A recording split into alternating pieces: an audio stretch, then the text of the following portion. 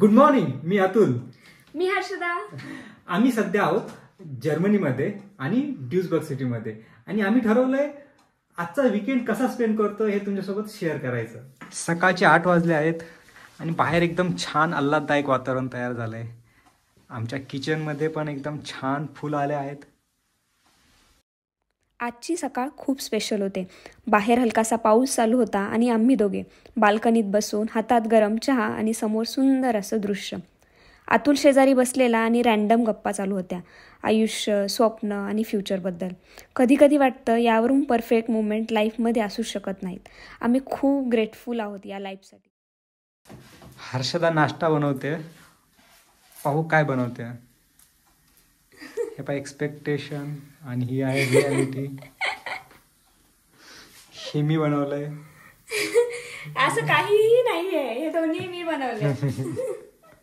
आता आम्ही घरातून निघालोय. इथे जवळच एक कलोन सिटी आहे, तिथे फिरण्यासाठी जातोय. छान असं वेदर झालंय, पाऊस येतोय. कलोनमध्ये गेल्यानंतर आम्ही सर्वात आधी गेलो ते कलोन कॅथेड्रलला. एक अतिशय भव्य आणि ऐतिहासिक असं चर्च. 600 वर्षांहूनही अधिक काळात बांधलेलं हे गोथिक आर्किटेक्चरचं सुंदर असं उदाहरण आहे. कॅथेड्रलच्या आतमध्ये गेल्यानंतर त्या उंच छताखाली आणि रंगीबेरंगी काचांमधून येणाऱ्या प्रकाशात एक वेगळी शांती आणि पॉझिटिव्ह एनर्जी जाणवली. त्यानंतर मग आम्ही गेलो ते लवलॉक ब्रिजवर.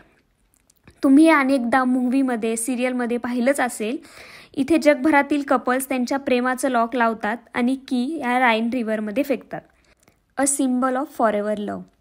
इतकं रोमॅन्टिक आणि कलरफुल स्पॉट आहे ना की कोणाच्याही चेहऱ्यावर हसू येईल. तुम्हाला काय वाटतं, आम्ही आमचं लॉक इथे लावलं असेल का? कमेंटमध्ये नक्की कळवा आम्हाला.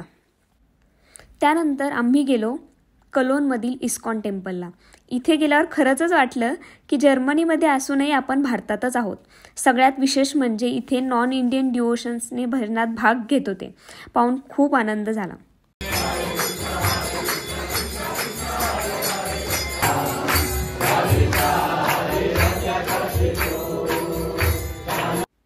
टेम्पल नंतर आम्ही पुन्हा रिव्हर साईडला आलो, just to relax and soak the vibes.